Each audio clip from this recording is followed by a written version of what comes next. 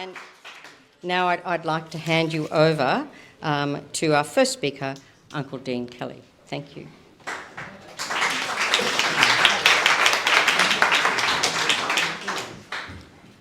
Thank you, Louise, and look, it's good to be here. It's good to be alive. And I want to acknowledge my old teacher before I speak any further.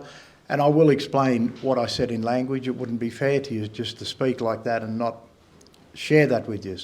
My old teacher was Jayala Dalamunmun, a very special man who never went to school. He died at the age of 86, but in our culture we don't really look at death as the end.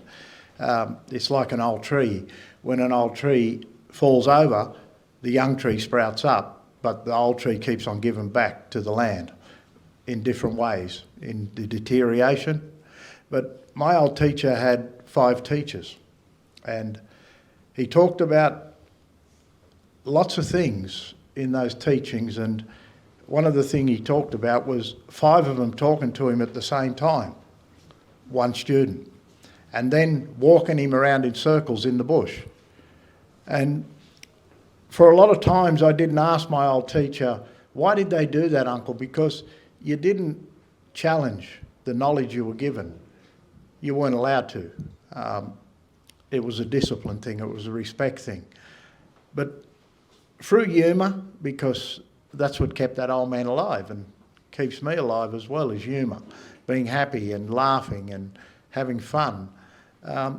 Through humour I found ways to ask those questions later on after travelling with him for about 20 years and getting little drops into my cup and slowly filling it up, and then every now and then he would turn it on full ball and see where I was up to and overflow my cup with knowledge and wisdom, and he filled me right up with lots of things. But I don't know everything. I'll never know everything.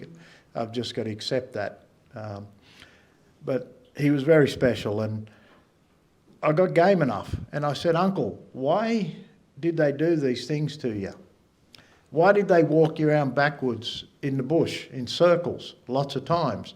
He walked twice from Woollahra Lake to Sydney in the bush with them.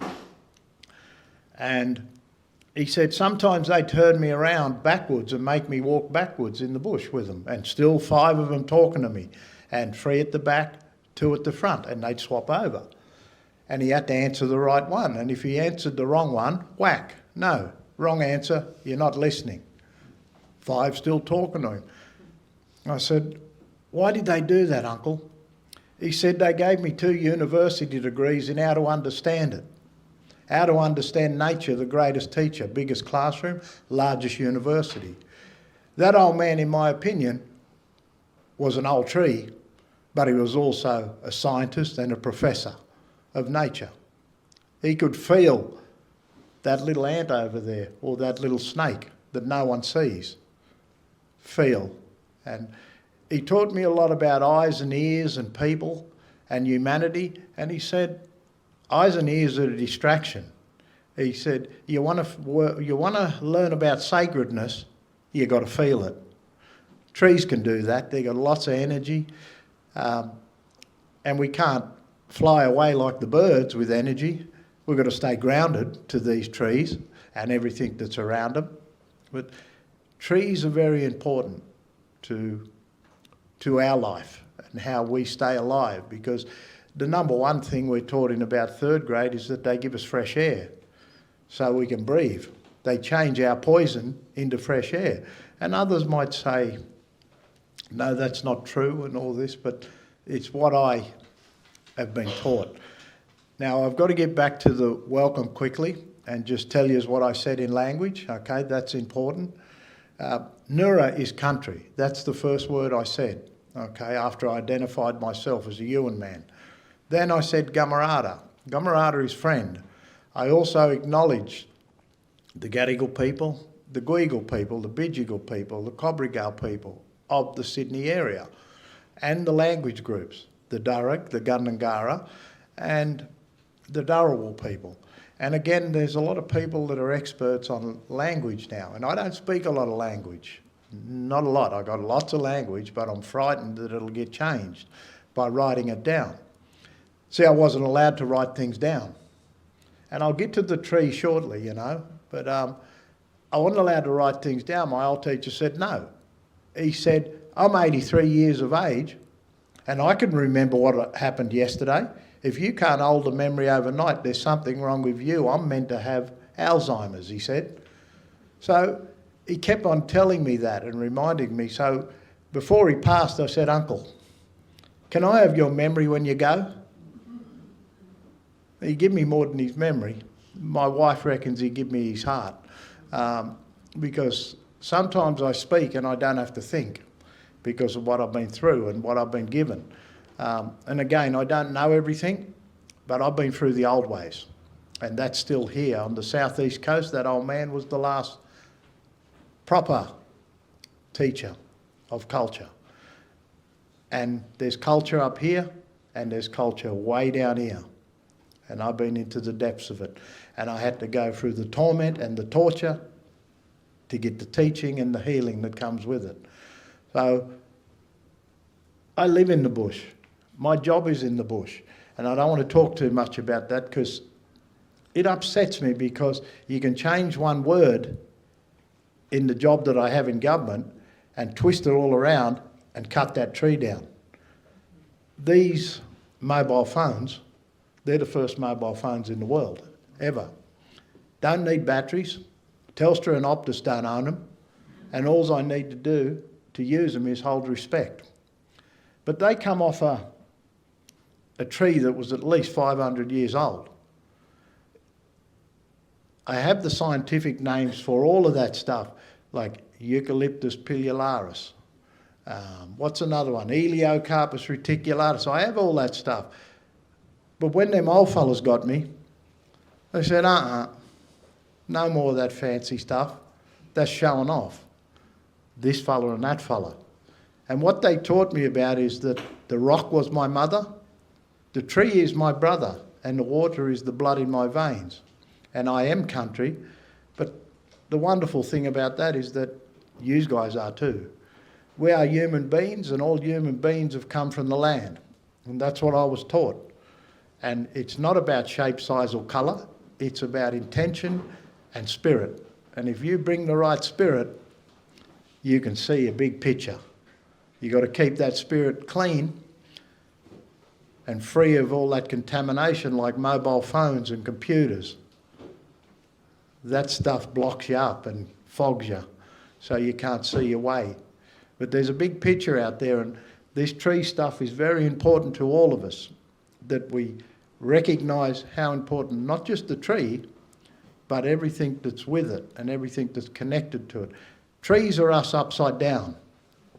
A lot of people won't get that. But when you look at when we do our family trees, well, they do it in boxes these days. But when you look at the roots of a tree and you look in the ground, look at that there. And there's lots of little roots in there too. They're all coming from where they came from, what brought them here, their past.